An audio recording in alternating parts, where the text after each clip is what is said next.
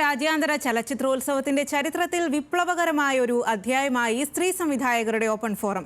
പുരുഷാധിപത്യ ക്രമത്തിൽ നിന്ന് മേള മോചിതമാകുന്നതിന്റെ സൂചനയാണ് 4 സ്ത്രീ സംവിധായകർ നിരന്ന ഓപ്പൺ ഫോറം. സ്ത്രീകൾ എന്ന നിലയ്ക്ക് ചലച്ചിത്ര നിർമ്മാണത്തിലേക്ക് കടന്നുവരുമ്പോൾ നേരിട്ടതും നേരിടുന്നതുമായ വെല്ലുവിളികളെയാണ് അവർ തുറന്നുകാട്ടിയത്.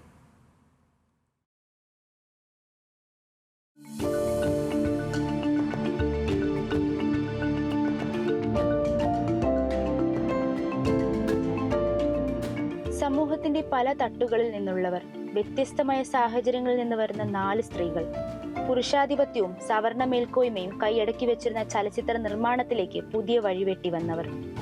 ഇന്ദുലക്ഷ്മി, ശോഭന പടിഞ്ഞാറ്റിൽ, ശിവരഞ്ജിനി ജെ, ആദിത്യ ബേബി എന്നിവർ പങ്കെടുത്ത ഓപ്പൺ ഫോറം പാർശ്വവത്കരിക്കപ്പെട്ട ഒരു വിഭാഗത്തിന്റെ സാമൂഹ്യവും സാംസ്കാരികവുമായ പ്രതിരോധത്തിന്റെ നേരനുഭവങ്ങളുടെ ആഖ്യാനവേദിയായി. തന്റെ ഉള്ളിലെ മുറിവുകളിലേക്കുള്ള തിരിച്ചുപോക്കാണ് അപ്പുറം സിനിമയെന്ന് സംവിധായക ഇന്ദുലക്ഷ്മി പറഞ്ഞു. ചലച്ചിത്രമേളയുടെ മത്സര വിഭാഗത്തിൽ ഇടം പിടിച്ച ചിത്രമാണ് ഇന്ദുലക്ഷ്മിയുടെ അപ്പുറം. അപ്പുറത്തിന്റെ കാര്യം അതാണ്, എൻ്റെ ഉള്ളിലെ മുറിവിലേക്കുള്ളൊരു തിരിച്ചുപോക്ക് അവിടെ നിന്ന് തുടങ്ങണം എന്ന് തോന്നി. കാരണം അവിടെ ഇട്ടിരിക്കുന്ന ഒരു പ്രശ്നമുണ്ട്, അവിടെ നിന്നും ഒരു ഹീലിംഗ് ആവശ്യമാണെന്ന് തോന്നിയിട്ട് I went back, like 20 years ബാക്കിലേക്ക് ഞാൻ തിരിച്ചു പോയി എന്ന് പറയാം. ചലച്ചിത്ര ആസ്വാദകയിൽ നിന്ന് സംവിധായകയിലേക്കുള്ള യാത്ര അനായാസം ആയിരുന്നില്ല എന്ന് ശോഭന പടിഞ്ഞാറ്റിൽ പറഞ്ഞു. പുരുഷാധിപത്യത്തെ ചോദ്യം ചെയ്യാതെ സുഖകരമായി ജീവിച്ചു പോകുന്ന വരേണ്യവർഗ സ്ത്രീകളിലേക്കും തന്റെ സിനിമ വിരൽ ചൂണ്ടുന്നുവെന്നും അവർ കൂട്ടിച്ചേർത്തു. സ്ത്രീ സംവിധായകരുടെ ചിത്രങ്ങൾ കേവലമായി സ്ത്രീ എന്നതിനപ്പുറം ജാതി, ലിംഗം തുടങ്ങിയ പാർശ്വവത്കൃത സ്വത്വങ്ങളെ കൂടി അടയാളപ്പെടുത്തുന്നുണ്ട്. ദളിത് ലൈംഗിക ന്യൂനപക്ഷ പക്ഷത്തുകൂടി നിലയുറപ്പിക്കുന്ന ചിത്രമാണ് ശോഭന പടിഞ്ഞാറ്റലിന്റെ ഗേൾ ഫ്രണ്ട്സ്. ട്രാൻസ്ജെൻഡർ റോസ അടക്കം 5 പെൺ സുഹൃത്തുക്കളുടെ സൗഹൃദമാണ് ഗേൾ ഫ്രണ്ട്സിന്റെ പ്രമേയം.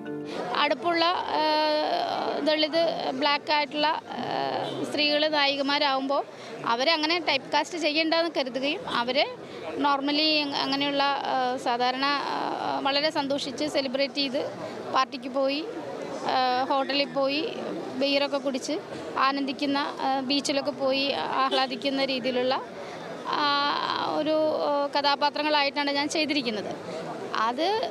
അത് വളരെ പർപ്പസ്ഫുള്ളി ആയിട്ട് തന്നെയാണ് ചെയ്തിരിക്കുന്നത്. കാരണം അത്തരത്തിലുള്ള ഇമേജുകളൊക്കെ വരുമ്പോഴാണ് ആളുകൾക്ക് അതിനുള്ള സ്വീകാര്യത കിട്ടുന്നത് എന്ന് ഞാൻ പറയുന്നുള്ളൂ. പക്ഷേ എനിക്ക് തോന്നി, കാരണം അത് അത്രയ്ക്കധികം സ്വീകാര്യതയില്ല.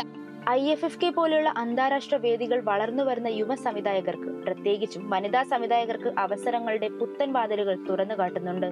എങ്കിലും തങ്ങളുടെ സിനിമകൾക്ക് മറ്റു വേദികൾ ലഭിക്കാതെ പോകുന്നത് അവസരങ്ങളുടെ ദൗർലഭ്യത്തിന്റെ ഉദാഹരണമാണ് എന്ന് ക്യൂപിഡ് ഓഫ് ദ സ്റ്റാർ സിനിമയുടെ സംവിധായിക ആദിത്യ ബേബി പറയുന്നു. ഈ വേദികളിലൊക്കെ ശേഷം വേറൊരു പ്രദർശനത്തിനുള്ള ഒരു അവസരം ലഭിക്കുന്നില്ല. കാരണം പ്ലാറ്റ്ഫോമുകൾ കുറവാണ്. IFFK ഓഫർ ചെയ്യപ്പെടുന്നതുകൊണ്ടാണ് നമ്മളെപ്പോലുള്ള ഒരുപാട് പേര് ഇൻഡിപെൻഡൻ്റ് ആയിട്ട് വർക്ക് ചെയ്യുന്നുണ്ട്, അല്ലെങ്കിൽ നമ്മുടെ കണ്ടന്റുകൾ പുറത്തേക്ക് വരുന്നതും ഓഡിയൻസിലേക്ക് എത്തുന്നതും.